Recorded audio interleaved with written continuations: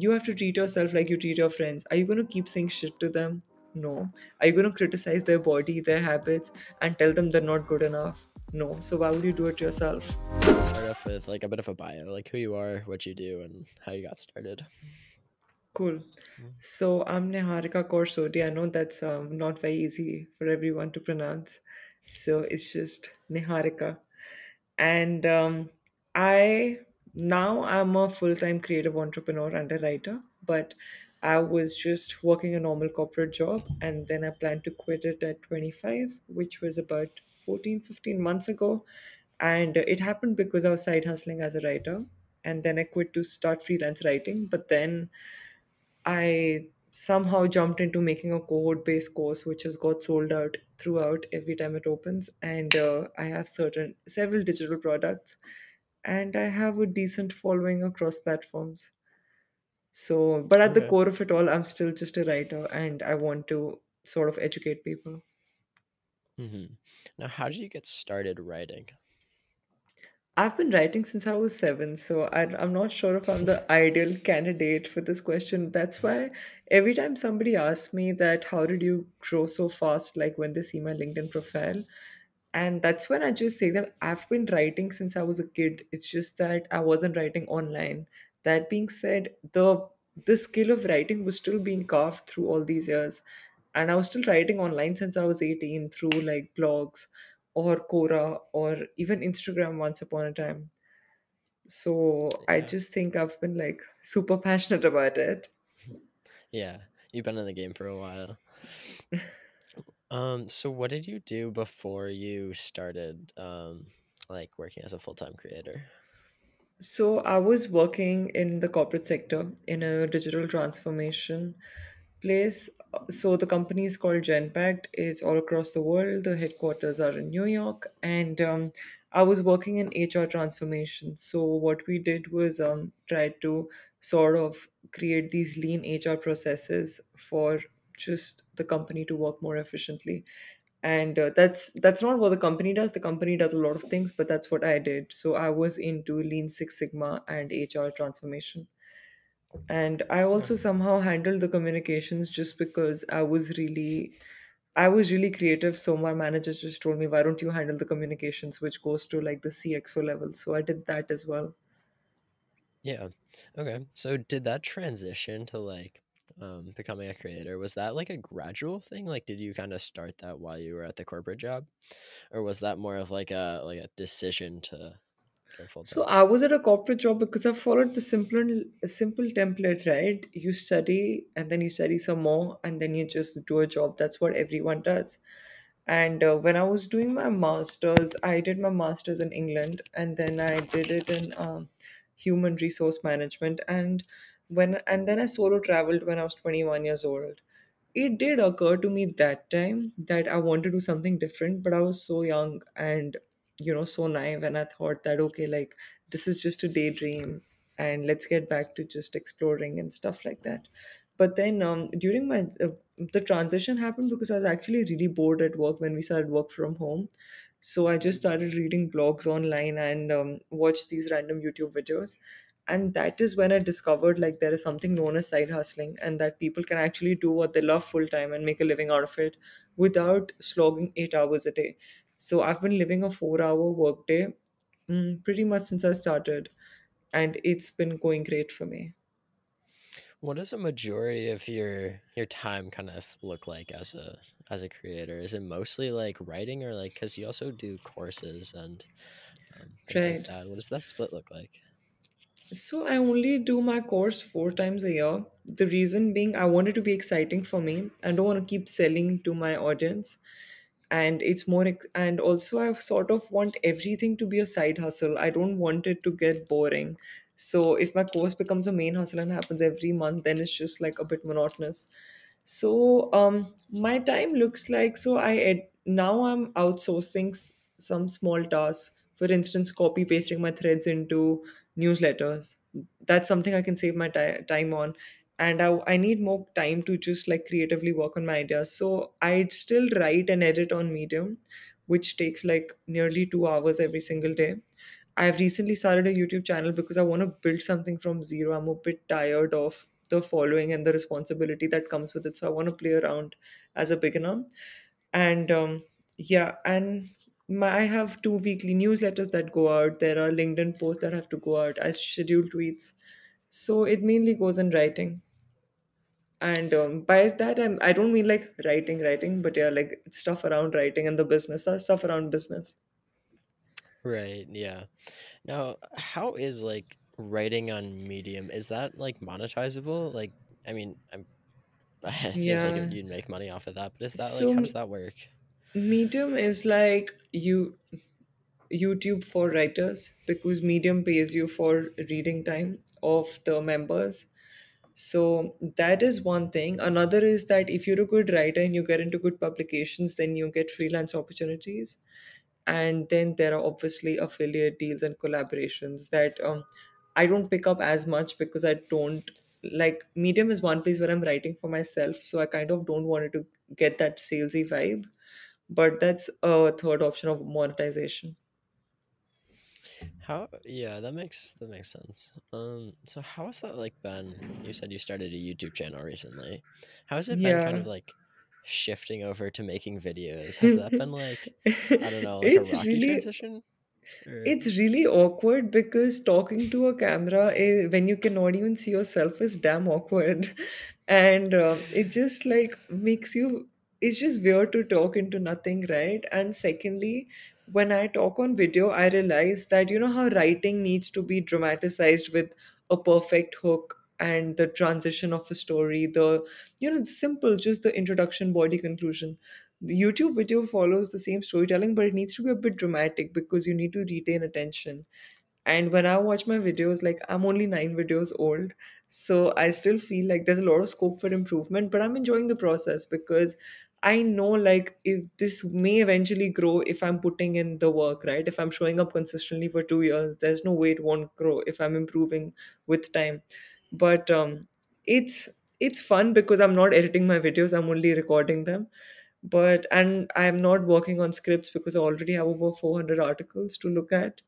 But otherwise it's just weird to like sit there and record yourself. And like I don't have an Instagram friendly home, as in like my corners of my room are not decorated to click nice pictures. It's just a normal room. So I'm also tired of the same background, so these nitty gritties are quite annoying, but it's fun. that's cool, yeah. No, it definitely is really strange just talking into a camera and just being like, I don't know. There's a certain like Yeah. way that And you I have to don't like plan present on yourself to nothing. exactly, and I don't plan on buying any equipment anytime soon because, like, at least unless I hit like 25,000 subscribers, why would I spend so much money on buying equipment? Yeah, exactly. No, that makes sense. Now, you said that you just kind of like pull from your Medium articles. Do you have to like adapt like your I guess like what it says to like be in a more YouTube friendly format? So I'm now getting feedback since I've made now 9 videos. So now I'm kind of getting the gist of what's working and what isn't. And I've realized that what hasn't been working is the lack of structure that I have in my videos. Because and you can free flow an article and then edit it, but with a YouTube video, you cannot edit the entire structure of the video because I'm still there talking about the same things. So now I need to be more careful, and my video editors told me that stick to the headings in your articles. Don't just go all around the place. So that is something I'm going to start working on. But I'm still learning. The channel is like not even a month old. Yeah, no, that makes sense. But I mean, I feel like that's an easier transition than it could be for like I don't know, like a photographer getting into video because like you'd have more like the technical side, but I think YouTube like the story is really important, which you have in writing, right? Yeah, I think so. I'm glad like that work is already done. There's no I don't have to think about what to write because there's plenty of stuff already written. I mean, what to talk about because there's plenty of stuff already written. So I sort of escaped that entire ideation and script writing process because of this reason. Yeah, definitely.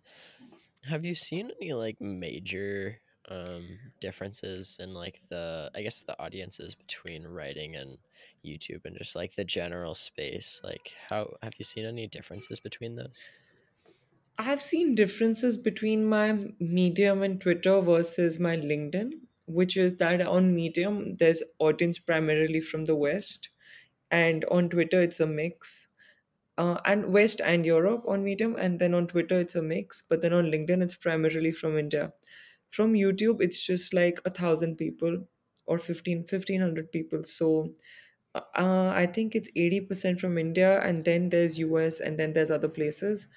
So, yeah, but the thing is, the fact that I've been writing about side hustling and all of that, which is a very Western thing to do because so many people in the West started like, that entire Great Resignation happened. So because I have that as my niche, I'm eventually going to pivot to that. I'm not going to just keep talking about productivity or surface level things because I want to establish myself as an expert in what I do because I have been one. So there is that Yeah, cultural difference, but I think like stuff like productivity and self-improvement and career advice and stuff like that, these are some similar themes that I think audiences from across regions can relate to. yeah, definitely. You said that, like, you mentioned the side hustling thing is like more of a Western thing. Is that what you were saying? Is that like It's not not so as prevalent in India because we kind of don't have work-life balance. We work a lot. So there's no time for fair? a side hustle. Huh. That's interesting. I didn't know that. I So mean, I a want to lot get of back people to like, still do it. Like those who oh yeah, want to do it still do it, but it's not so common. yeah, Just like that part-time makes jobs are not sense. so common here. Oh, huh, yeah. Okay, so I want to get back to like writing and how you got into that. So how can like people get into writing as like, I don't know, like if you're trying to start being a writing focused creator, how can you like get into that? You mean create content around writing or be a writer? Like create content around writing. I'm not very pro creating content around writing in the beginning because I think it's important to have some sort of credibility. It's the same as somebody with like $100 in their bank account talking about how to make $1 million when they've never made when they've never made a million. So Yeah. but apart from that, I think so on the online world you need to have some credibility. Otherwise, people spot the fluff and you don't want to be that person who's faking it. So, how I would go about it if I were to create content around writing is firstly, I would just write enough that my writing speaks for me and I'm not blabbering in thin air. And then write about what strategy, make it educational. What strategies work for you? Why do they work? What is your process? If you're creating content around that and helping people, I think like that is what a writing content creator would do. I make it like I make talking about writing the last thing I talk about because I don't want to be that writer who talks about writing because there's simply too many people who are not even writers doing that. So I would say first establish credibility so you have authority in what you say and people want to listen to you. And then talk about stuff that works so you can help people.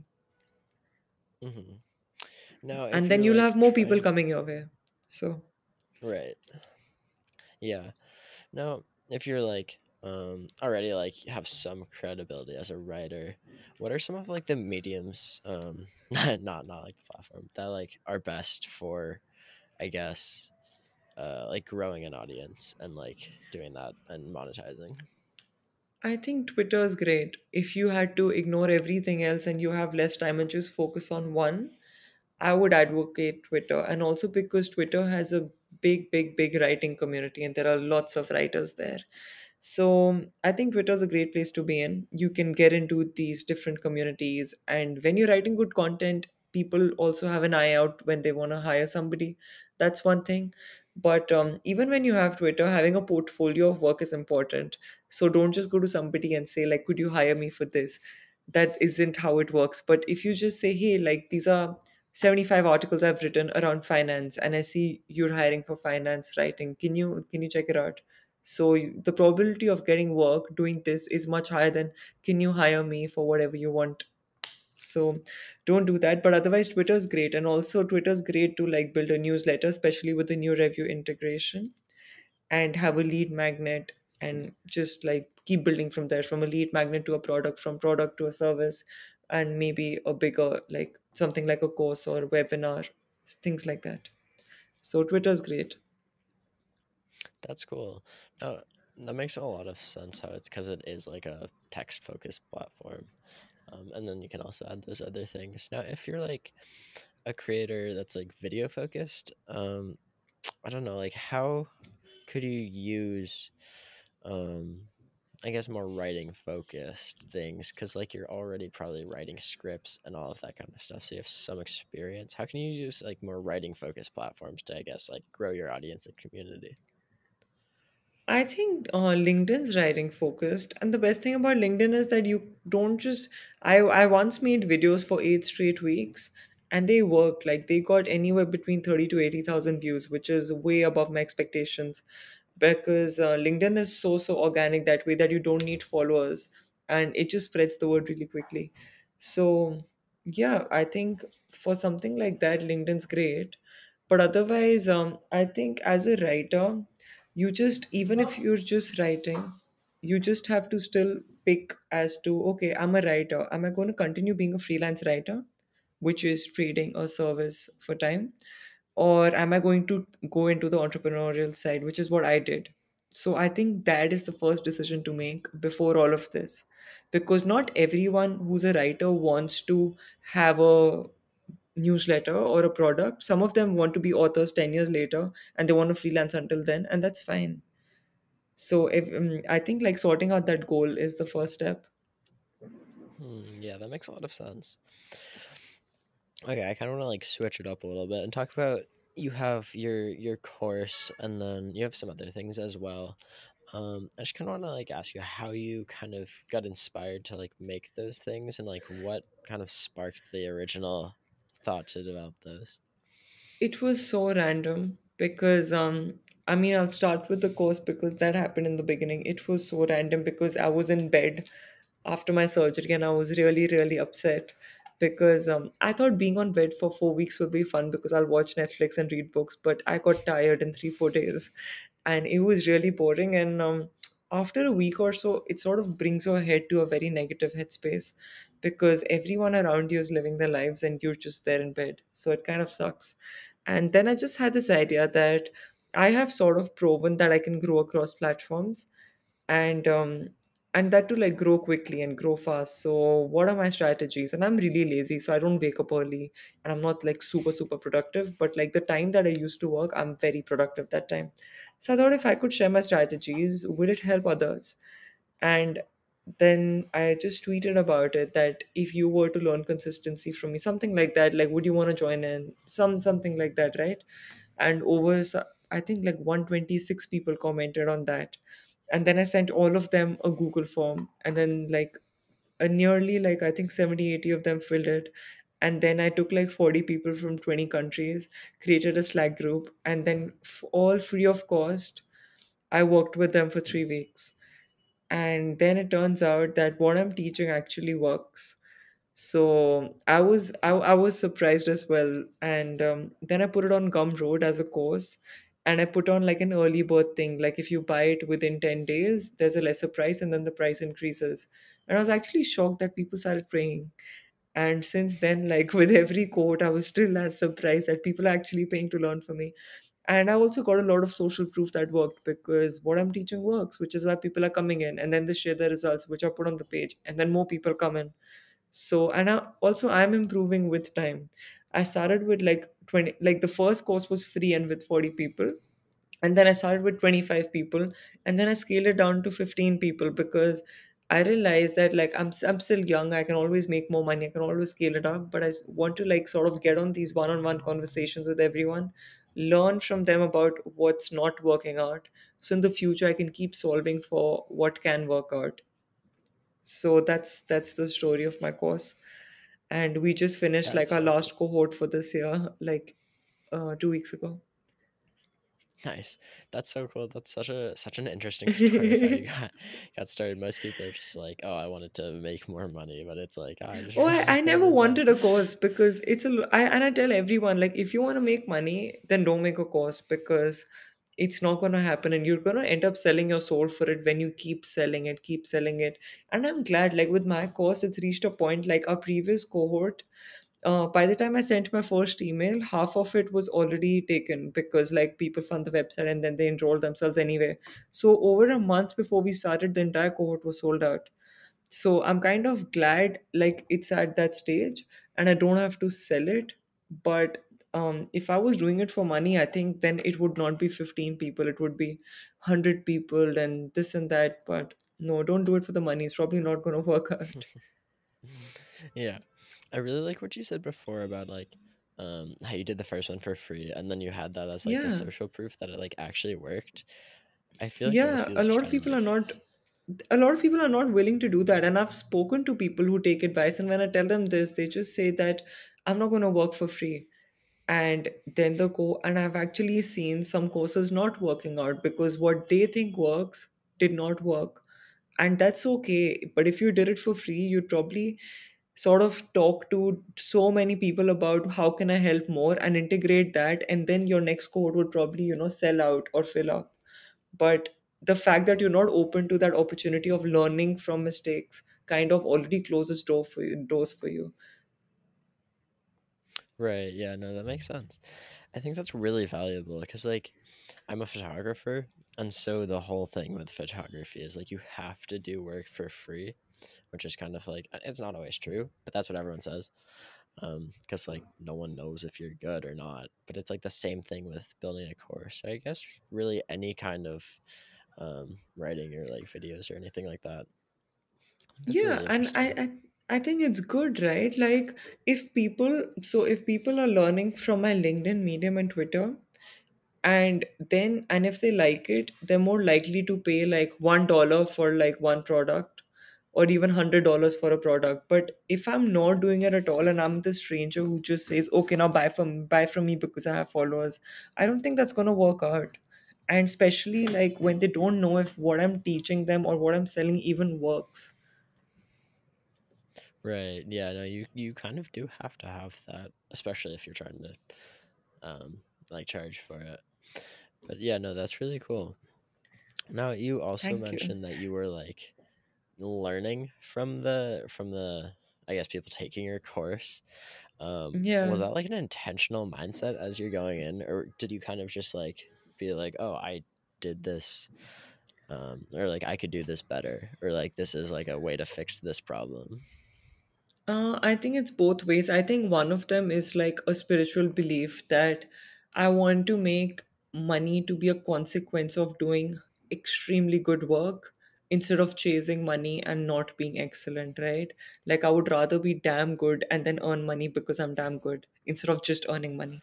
And I think like money comes to you when you're doing really well. So when you're good at what you do and you add value. So one of them was that I want to understand like more issues that people face with why are they not consistent and see how I can solve for it, which is why I have these one-on-one conversations, right?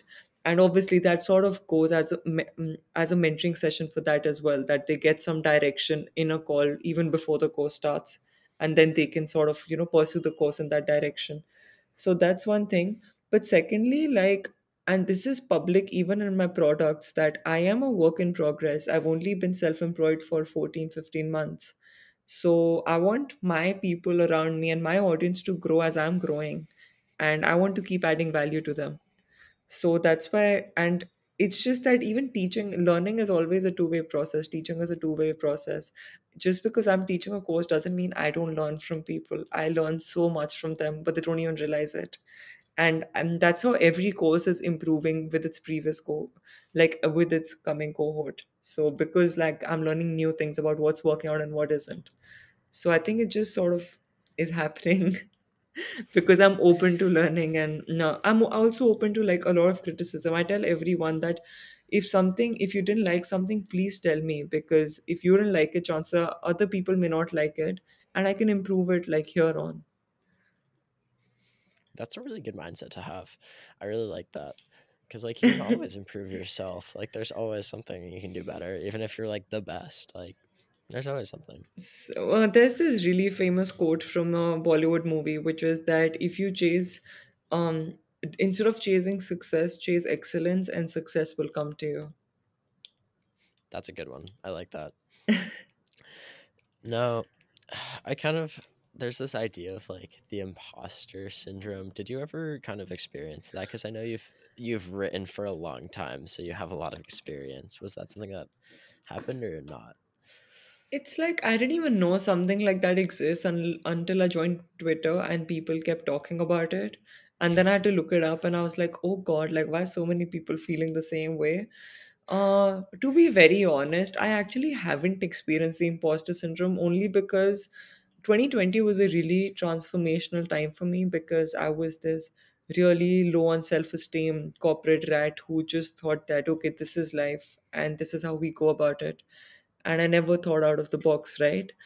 And to do what I do today and to just like, shatter the glass ceiling which is above me, I had to create the mindset that I have today. Even if a year ago you told me I'm going to have a course that people are coming for that, and like the next seats open in first week of November, and only three of them will open, I think, and five people have already reached out to me that they want to know when are they opening. I would have never imagined in my wildest of dreams that firstly I will teach and secondly I will do everything that I'm doing today, which is like not a job, having my own thing. This was never a part of the plan. So something that's really essential to have this kind of a mindset is like not having a negative self-talk. So I monitor my self-talk. I'm not. I just think like you have to treat yourself like you treat your friends. Are you going to keep saying shit to them? No. Are you going to criticize their body, their habits, and tell them they're not good enough? No. So why would you do it yourself? That's So awesome. I kind of That is treat such a myself nicely. that's such a good way to phrase that. I love that. That's like something that I know so many people struggle with. And it's like it's there's not really like I don't know why exactly. It's just some like human psychology thing, but it's like Yeah, for I sure. love that Like way of thinking about it. negativity bias is real. I mean, if I get 600 good comments and one is bad, I sort of look at that one comment and feel bad about it. And then like now that I know like this is a negativity bias, I kind of get over it. But I think it's natural, but you just have to know that you're here to win and you're gonna keep saying good things to yourself because that's what winners do. Yeah, definitely. Now, you mentioned like consistency in relation to your courses and how you one of the problems that you solve with a lot of people is like how to be consistent. Now, what were like Yeah. some of the barriers that you saw when people were like trying to be more consistent? I feel lack of systems because and you're a photographer, so your field is creative as well. I don't think you can make a living out of anything if you only leave it to inspiration. You sometimes have to go out there, no matter whether you're inspired or not. And maybe for you, it's like it doesn't always have to be chasing a sunset. Sometimes you just have to go out there and you'll find something and you'll picture it, and then you'll just think, oh God, I can't believe like I saw it here. I would have never imagined it. But you still have to go out, right? It doesn't happen sitting at home. Same with writing, you have to have a system. So you have to show up and write, and you have to have these systems which make sure you don't have a writer's block and whatsoever. So I think lack of systems is the single biggest barrier that I see with everyone. And those systems are relevant whether you writing is your side hustle or your main hustle. And it just makes things easier. So why not have a system? That's so true. I think as well, like getting started and like building that system, it's like with this podcast, I've kind of had to do that because it's like there's gonna be a lot of bad stuff that comes out of it. Like, not everything can be good, but like, if you have the system and you produce the work, eventually something's gonna happen, and like, eventually you're gonna make a good episode or you're gonna write a good article, right? Yeah. I think That's another two things that you have to make peace with is, first is that your first 50 to 100 content, your first 50 pieces of any content will probably be shit, and that's fine. Just know that they will be shit, so you can cross 50 content pieces, whether it's a LinkedIn post or an article or a video. I mean, I'm on my ninth YouTube video, and I know that first 50 to 100 will not get any traction. It's not going to get 100K views, and that's fine. I've made peace with it instead of feeling bad about it. So just like befriending the fact that you have to publish that much is easier than feeling disappointed. And second is that there's no way around doing the work, you know. So how to be a writer, right? How to be a photographer, click pictures and learn along the way. But you cannot escape writing if you want to be a writer. So every time somebody asks me how do I be a writer, I just say you have to write. That's all. Just write. that's so fair. It's so simple. But yeah, sometimes people struggle just like getting those systems down, which I don't know. I guess talking to someone can definitely help with that. But that's really cool. Yeah. Now, what is this is like a bit of a more one-off question. What is like one piece of advice that like when you were starting off you would have like liked to hear that would have helped you, I guess, like in any part of your career? So like before I started writing or just in the beginning of when I started working? Just like in the beginning. Okay, so when I started working, I wish I was told that I don't have to follow a standardized template just because the entire world is. And that I've Yeah, always been creative since I was a kid. And the real world can also work that way. I can still be that creative kid, who as a single child worked on, painted on weekends and wrote on weekends and just danced in front of the mirror. And I wish people told me that I could still be that kid. But all of that got killed because my corporate journey started. So I wish somebody told me that. And I would have that's continued awesome. writing like on the side long back. Yeah, definitely. No, especially like I feel like it's getting more socially acceptable to be like Yeah. just like a creative and like doing what you actually like love to do, which is really awesome to see. Yeah, and when you love to do something and you're good at it and it adds value, then nobody can anyway talk down to you because you're good. So why would they talk down to you? So That's just so true. believing that you can do that is a thing. Nice. Yeah, I like that. All right, so this is getting to the end of our time here. I have one question that I Oh, always this ask passed my quickly. yeah, this has been a good episode. There's been a lot of value in a short period of time. I love to see it. I'm glad. So one question I ask all my guests is what is one thing under $50 that you'd recommend everyone buy? It can be like anything, just to improve their life. Oh, there's this book called Unlimited Power by Tony Robbins. Please buy it because that book like single-handedly transitioned my life to like 180 degrees. So please, there's nothing else that I advocate more, and it helped me work on my negative self-talk that I was talking about, on creating these goals that I never thought I will, and on literally pursuing the life that I never imagined I ever will be able to pursue. So that's under $50. Nice. That's perfect.